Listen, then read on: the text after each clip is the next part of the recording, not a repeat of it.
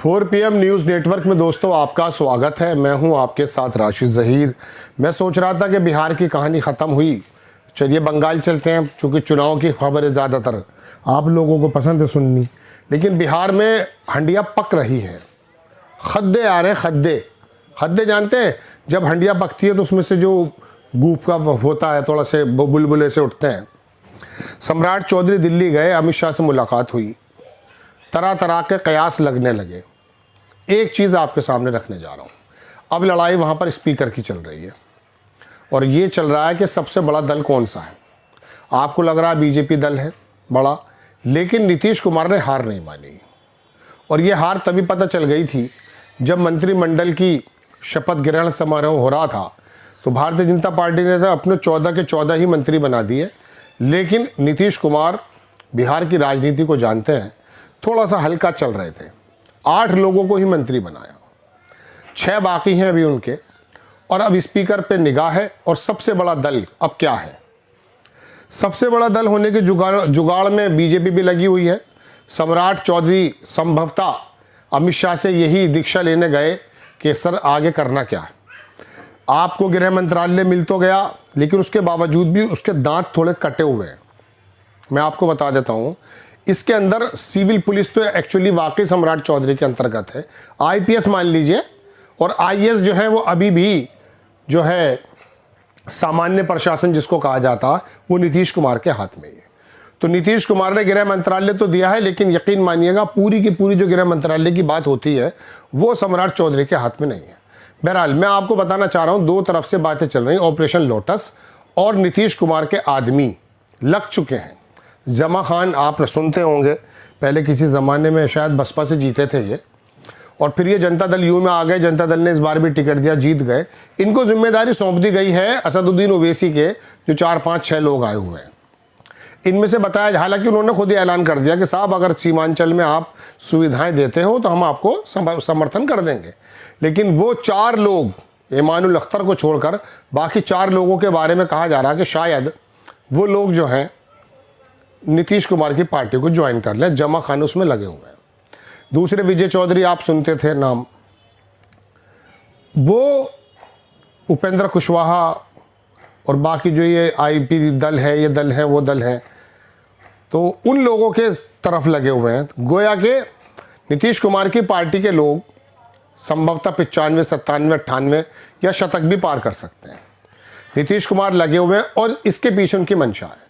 देखिए बीजेपी के पास तो अब देने को ज़्यादा कुछ है नहीं, 14 के 14 मंत्री बना दिए, अभी पोजीशन है उनके पास, उनके गुल्लक में पैसे हैं। अभी नीतीश कुमार कुछ भी कर सकते हैं। और स्पीकर का पद, मुख्यमंत्री की तो सीट उन्होंने कब्जा ही ली है, स्पीकर का पद वो देना नहीं चाहते। अब लड़ाई चल रही है यहाँ।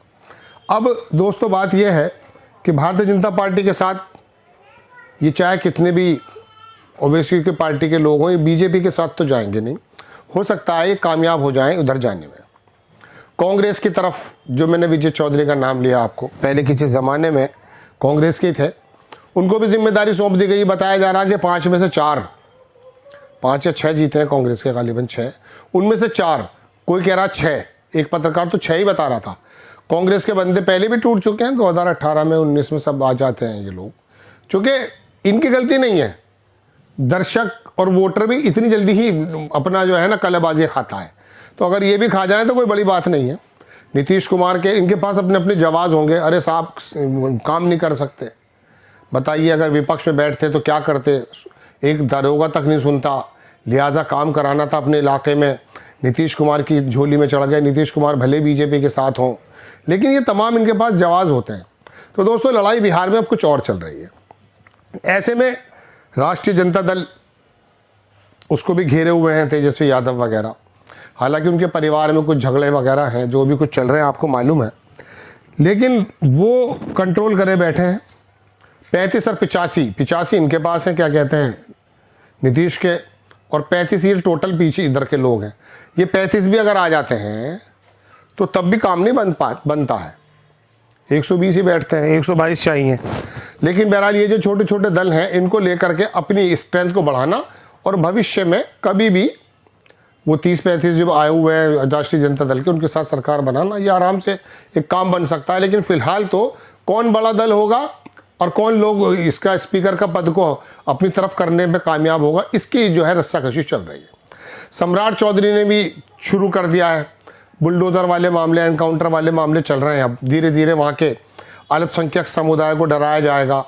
हालांकि नीतीश कुमार के होते हुए ये काम होना तो चाहिए नहीं, लेकिन फिलहाल नीतीश कुमार 2 साल से कितने ज़्यादा, मैं कह सकता हूँ कि घुटनों पे तो नहीं शब्द इस्तेमाल सही रहेगा, लेकिन थोड़े से नतमस्तक हैं। तो अब बहरहाल देखते हैं क्या हो रहा है। लेकिन बिहार की अभी पटापेक्ष उठापटक ख़त्म नहीं हुआ है।